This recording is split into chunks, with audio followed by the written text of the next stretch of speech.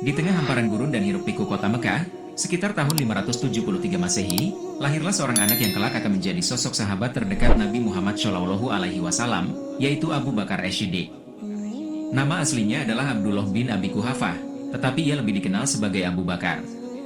Abu Bakar lahir dari keluarga Quraisy yang terpandang, dan sejak muda, ia sudah dikenal akan sifatnya yang lemah lembut, jujur, dan penuh belas kasih. Bahkan, sebelum mengenal Islam, ia sudah dipandang sebagai orang yang sangat dihormati karena kejujurannya dan integritasnya. Abu Bakar adalah seorang pedagang yang sukses. Keahliannya dalam berdagang membuatnya disegani di Mekah, dan ia dikenal tak pernah berbohong atau melakukan kecurangan. Orang-orang Mekah seringkali meminta bantuannya untuk menyelesaikan perselisihan atau sekadar meminta nasihat, karena ia selalu menyampaikan kebenaran dengan penuh keikhlasan. Pada suatu hari, Abu Bakar mendengar bahwa temannya, Muhammad bin Abdullah, seringkali mengasingkan diri di Gua Hiro untuk merenung. Bagi Abu Bakar, Muhammad adalah sahabat karibnya sejak kecil, seorang yang tak pernah berkata bohong, penuh kasih sayang, dan selalu membantu mereka yang lemah. Maka, ketika suatu hari Muhammad kembali dari Gua Hiro dan berkata bahwa ia telah menerima wahyu dari Allah melalui malaikat Jibril, Abu Bakar pun merasa sangat tersentuh. Tanpa ragu sedikit pun, ia menerima ajaran yang disampaikan oleh Nabi Muhammad Shallallahu Alaihi Wasallam dan bersyahadat di hadapannya. Abu Bakar menjadi orang dewasa pertama yang memeluk Islam di luar keluarga Nabi. Ia bahkan tidak mempertanyakan sedikit pun ajaran yang disampaikan kepadanya, karena keyakinannya pada Nabi Muhammad begitu kuat.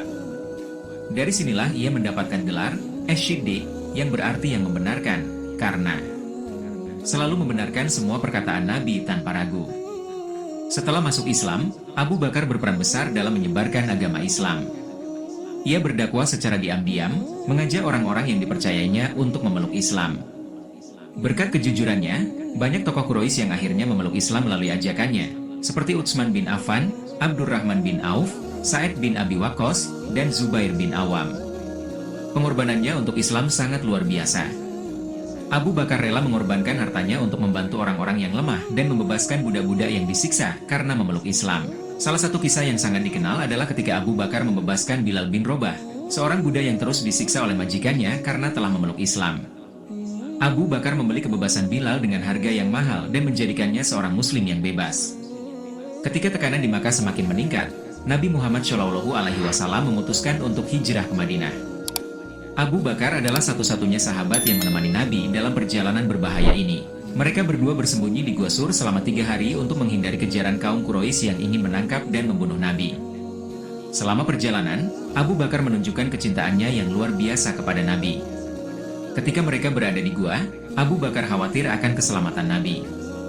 Ia bahkan rela menahan kesakitan digigit ular hanya demi memastikan Nabi tidak terganggu.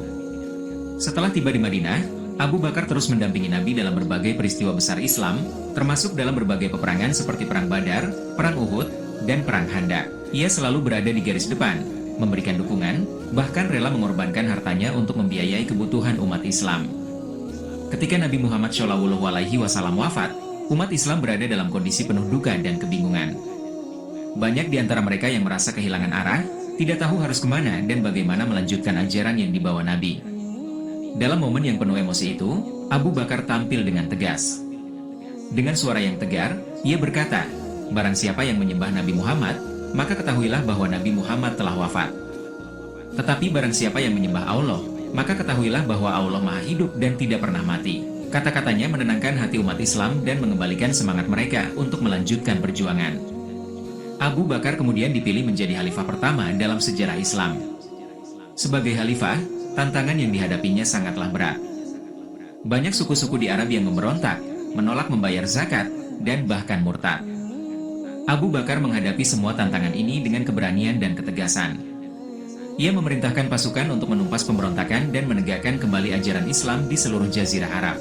Dalam masanya, ia juga mengirimkan pasukan untuk menghadapi kekuatan Romawi dan Persia, membuka jalan bagi ekspansi Islam ke wilayah yang lebih luas.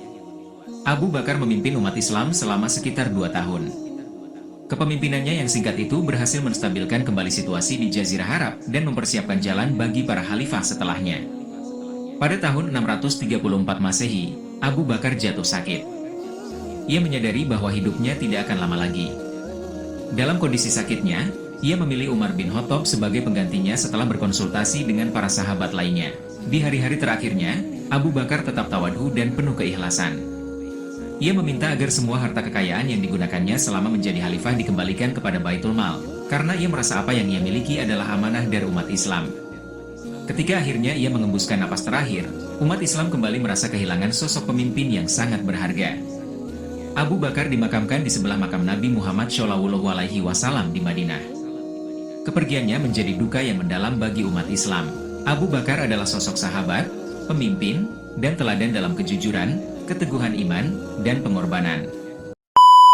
Pesan yang dapat disampaikan, kita belajar bahwa kejujuran, kesetiaan, dan keberanian adalah pondasi yang tak tergoyahkan dalam hidup. Mari kita jadikan pengorbanan dan keteguhannya sebagai teladan, bahwa dalam setiap langkah kita, iman dan ketulusan akan selalu menjadi cahaya yang menuntun. Sekian video kali ini. Jangan lupa subscribe. Hahaha.